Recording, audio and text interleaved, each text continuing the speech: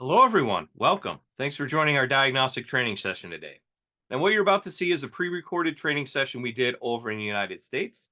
But be assured that a lot of the material that we cover is really applicable to any automotive application. So just be aware that yes, it is a lot of North American vehicles, but they will apply a lot of the same principles apply over in the UK as well.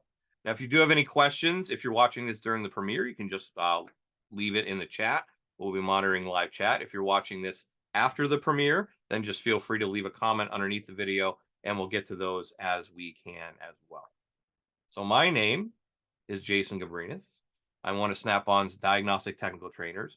I've been in the training department since 2013, traveling around North America, helping techs and shop owners get the most out of their diagnostic equipment. Before I did that, it was a couple years as a diagnostic sales rep at Snap-on, so I had 30 different franchisees I worked with, as well as the shops that they serviced in order to help everyone get the most out of their diagnostic needs.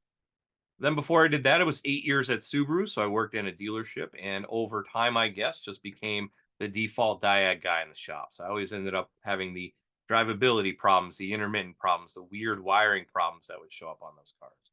And that's really where I cut my diagnostic teeth, was trying to figure out all those weird head scratcher type cars that would come into my bag. Then before that, a bunch of other miscellaneous wrenching jobs. Been a little over 25 years under hood experience for me. Hello, everyone. Welcome. Thanks for joining our diagnostic training session today. Now, this is a pre-recorded session this week as I'm traveling, but if you do have any questions, if you're watching on Zoom, just reply to the confirmation email that you got in order to get the link to the class. Just reply to that, and we'll get those answered for you. If you're watching on YouTube, just make sure to leave a comment. And then if you're watching on Facebook, just feel free to leave a comment as well, and we'll get to those as I can. So my name is Jason Gabrenas. I'm one of Snap-on's national diagnostic technical trainers. Been in the training department the last 11 years or so, traveling around North America, helping techs and shop owners get the most out of their diagnostic equipment. Before I did that, it was a couple years as a diagnostic sales rep with Snap-on. So I had about 30 different franchisees I worked with, as well as the shops that they serviced in order to help everyone get the most out of their diagnostic needs. Then before I did that, it was 8 years at Subaru. So I worked at a dealership, and over time just became that default diag guy in the shop. So I always ended up with the drivability problems, the intermittent problems, the weird wiring problems that would show up on those cars. And that's really where I cut my diagnostic teeth, was trying to figure out all those weird head scratcher type cars that would come into my bag. And before that, a bunch of other miscellaneous wrenching jobs. Been a little over 25 years under hood experience for me. So our topic today, we are continuing on our OEM specific training series, and this week it is Tesla. So we've come to, this is our newest domestic make that's out in the world, and newest domestic make to Snap-on scan tools. So let's talk about it. A little bit of history first, and as I said, this is the most recent major automaker anyways, in a way. So Tesla Motors was founded in 2003 by Martin Eberhard and Mark Tarpenning. Elon Musk invested $6.5 million the next year and became chairman of the board at that point.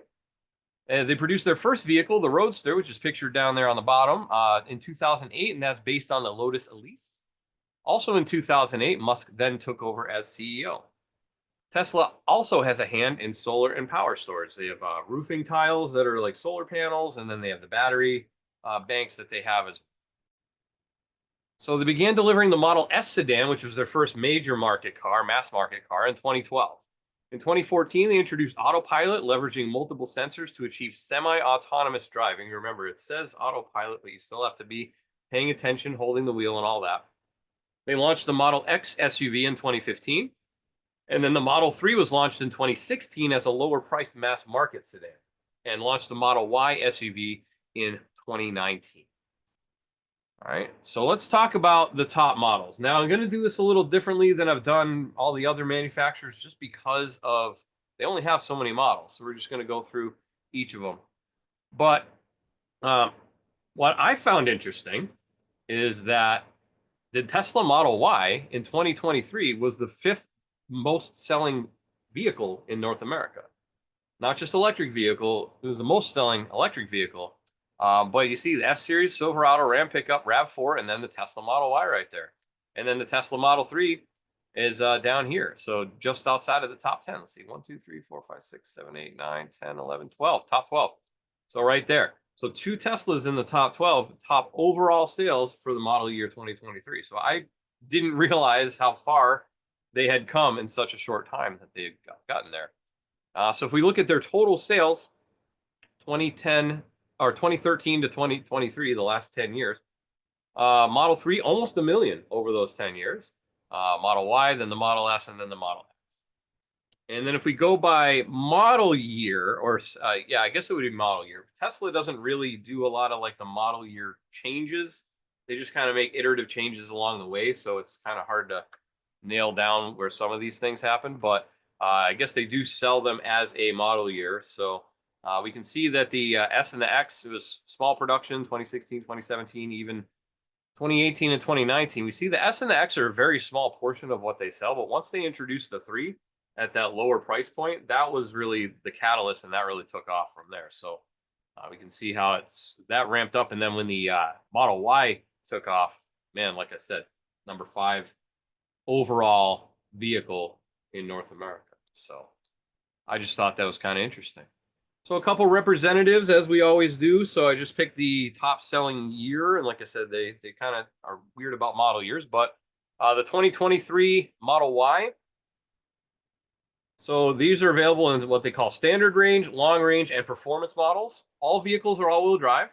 And in 2023, the Model Y was the best-selling vehicle, best-selling electric. Oh, actually, the best-selling vehicle globally. So North America was number 5. Globally, it was the best-selling vehicle. 2022 Model 3.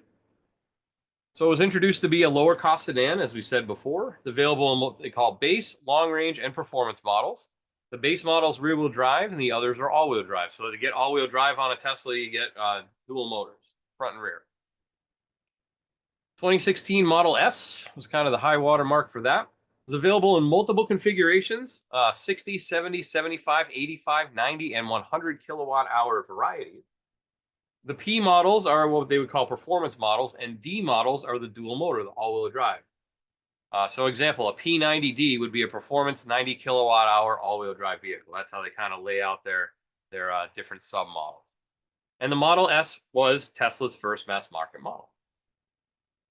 Then we have the 2017 Model X. This is the one with the gull-wing doors in the back. So it was available in multiple configurations, once again, 75, 90, and 100 kilowatt hour varieties. P models are performance models, and the D models are dual motor.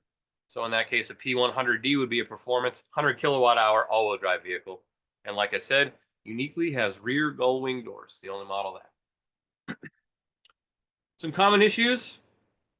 Really researching them other than, I mean, a lot of fit and fitment stuff, fit and finish type stuff. There's a lot of that. Of course, battery issues, because it's basically a rolling battery. Autopilot issues, and we've heard all that stuff in the news where it doesn't always do what it's supposed to do, and they've done numerous updates and fixes and bug fixes.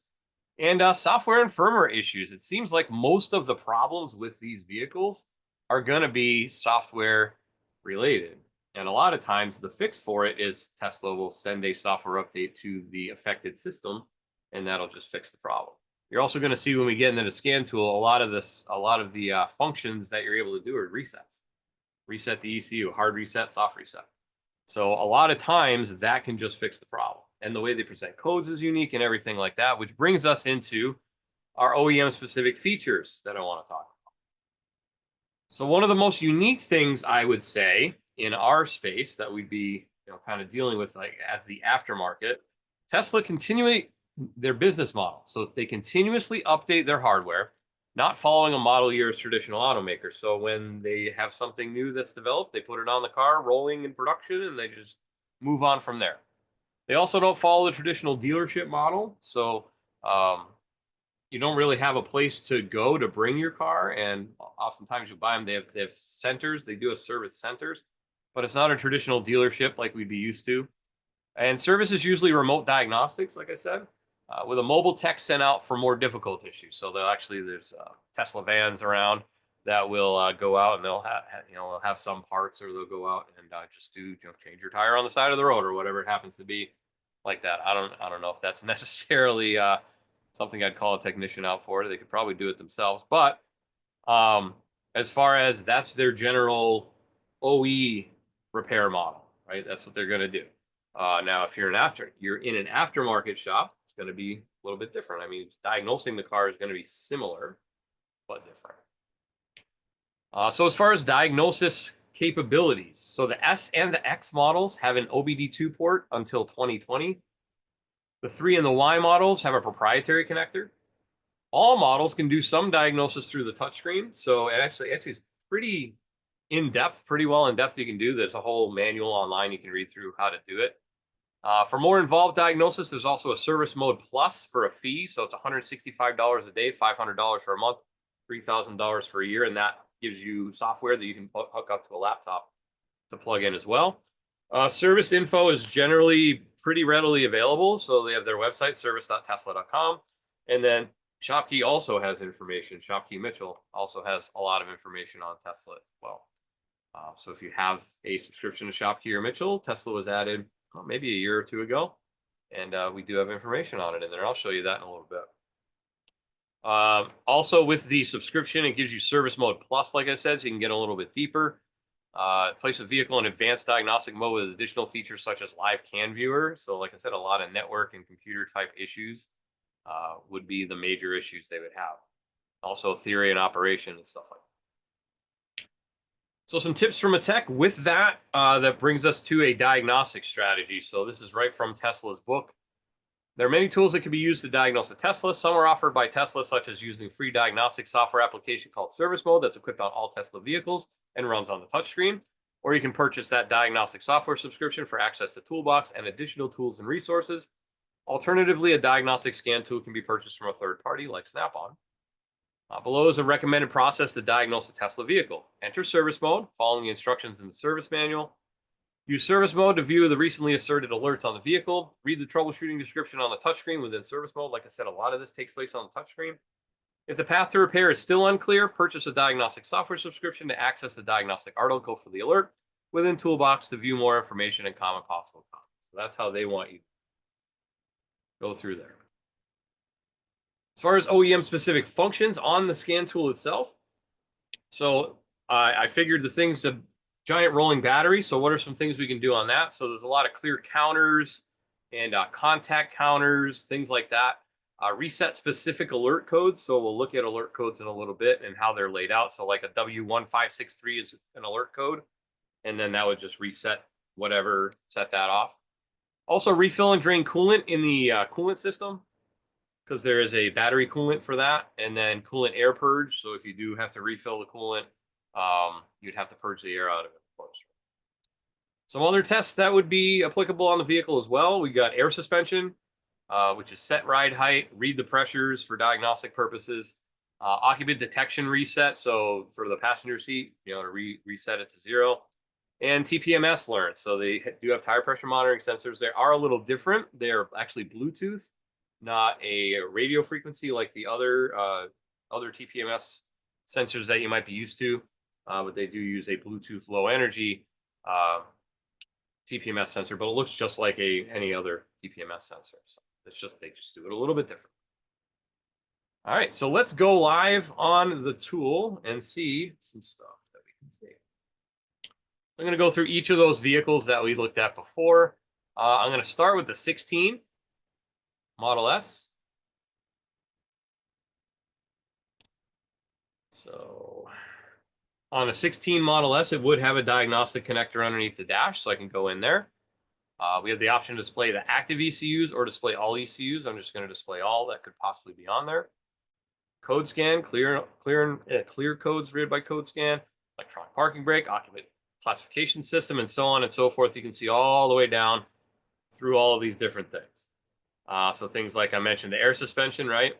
Go in there, special functions, set ride height, soft resets, reset ECU, hard reset, pressures, etc. Like I said, you're going to see a lot of those resets in a lot of these modules. I'll just go back to say so electronic parking brake, right? So codes and special functions are resets. Because you can do a lot of the stuff on the touchscreen itself. Occupant classification system, same thing, hard and soft resets. Classification system re0. TPMS.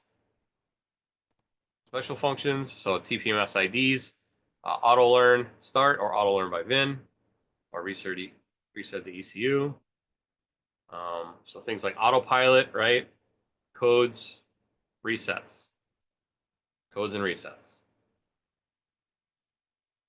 And then down here, we have some information on alerts. So here's what alert codes are. So to display service alerts, first enter service mode and then tap service alerts. Service alerts are divided into two categories, service fix and customer.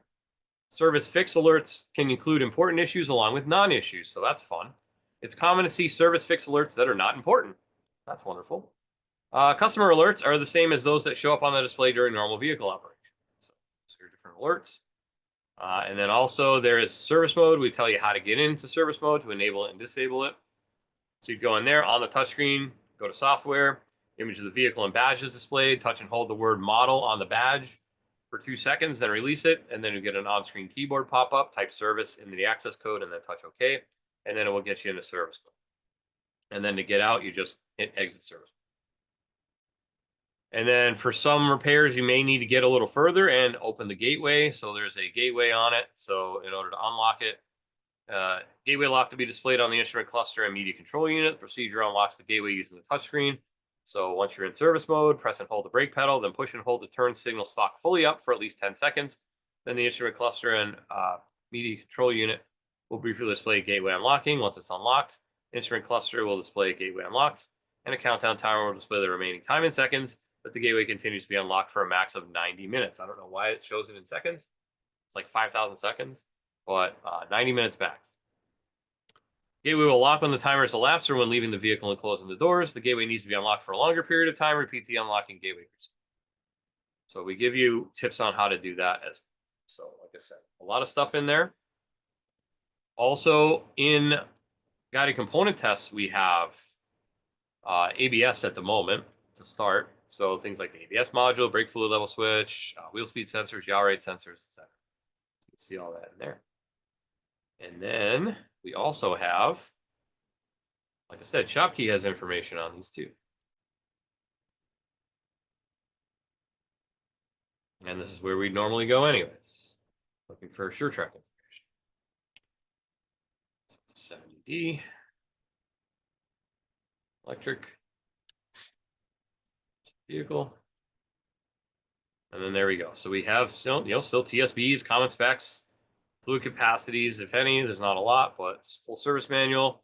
And then we see, based on analysis of 7 repairs. So the way that this gets filtered out, SureTrack usually see thousands and thousands. I'm not sure how many are being in aftermarket shops for repairs. And then B, every model is broken out separately. So that's a 70D. If I wanted to go to like a 60D, so we had 7 on the 70D and we have 1 on a 60D. So every single sub model is broken out separately. So just be aware of that. If it seems like there's not a ton of repairs on them, that's probably why, because it's specific to how many different ones they have. Now, pads and rotors, that's probably pretty common. Tire pressure sensor, right? Battery, headlight bulb, headlights in op. And then over here, it's interesting because this is what people plug in to search for. So a lot of things like control arms, so suspension stuff, driving lamps, power window motor regulator. I saw that there was like a bulletin on that as well. So there's some weird things like that that'll show up on the car.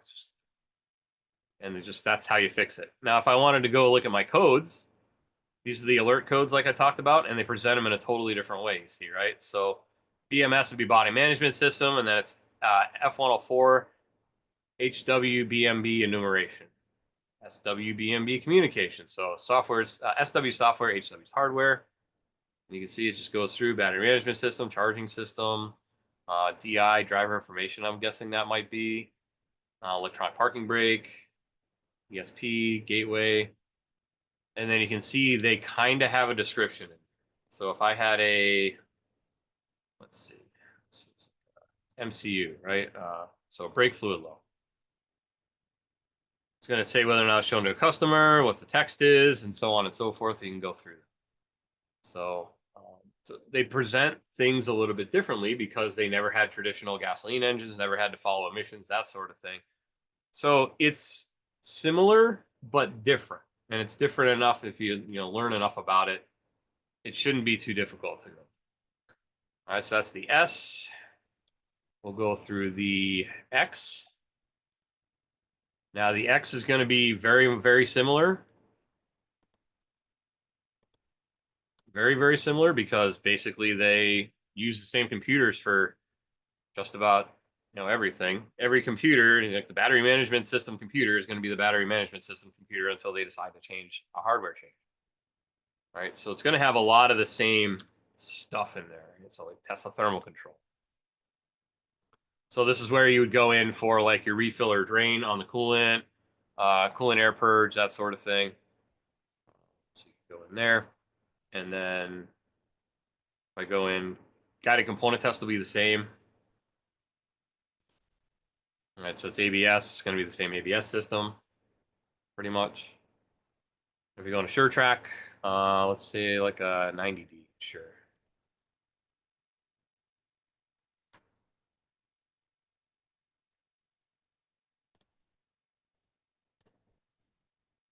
And then we see in this case 22 repairs. Right, so that was much more common. Wheels, tires, AC refrigerant, brake pad wear sensor, window regulator is the #1 search under that. Coolant pump, right? So that would apply. We're gonna have to do the coolant. Wiring diagrams too. So wiring diagrams, it's going to be actually the Tesla wiring diagrams. So if I wanted to look at like braking and stability, so these are the Tesla wiring diagrams in here. All right, so you can see that. Frunk. Always love that. Front, trunk, frunk. Okay. And then that's the X. Now let's look at what happens when I go into a vehicle without a diagnostic connector. So you can still ID it.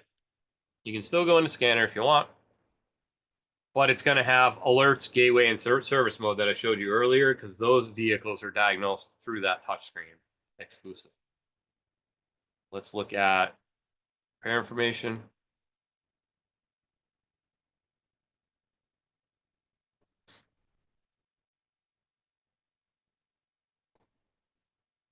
We'll just call it a base, I guess. That's a sedan. 248 repairs. Remember, this is also a very highly selling car. So 2022 with 248 repairs. Those are going in aftermarket shops. Tail light, antenna, TPMS again. Right window and op. That seems to be showing up an awful lot. Engine doesn't start. Window inoperative. TPMS. Well, engine doesn't start. That's kind of weird, but maybe it's just that it doesn't roll, I guess. Alignments, pads, that sort of thing. And then let's look at the Y. No Cybertruck coverage at this time because they haven't sold that many of them. Just long range. I'm sure it'll come in the future, but right now it won't. Just long range. 130 repairs on that. Right, so traction motor, so that's the actual electric motor. TPMS, vehicle pulls, DPMS, suspension control arm, suspension stabilizer bracket, right? So there's some suspension repairs to do on those as well, which you might need that air suspension work for. So that is the long and the short of Tesla. So I think it's kind of interesting researching it and learning a little bit more about how they do things. They do things a little bit differently. So just as long as you can keep that in mind, you'd still be able to go through and diagnose. You don't have to worry so much about like firing order and air fuel ratios and stuff like that. But I mean, it's works pretty much like any other electric car that you would have to deal with if you're doing electric car work. So with that concludes today's presentation. And with that, that is our time here today. So make sure you tune in for new diagnostic content every week. We will be premiering a new video every Wednesday at 7 p.m. UK time. So make sure you check it out on the YouTube channel. If you're watching, well, of course, you would be watching this on YouTube, but make sure you subscribe, thumbs up, ring the little notification bell so you know anytime we post new content. And it's youtube.com/SnapOnDiagnosticsUK.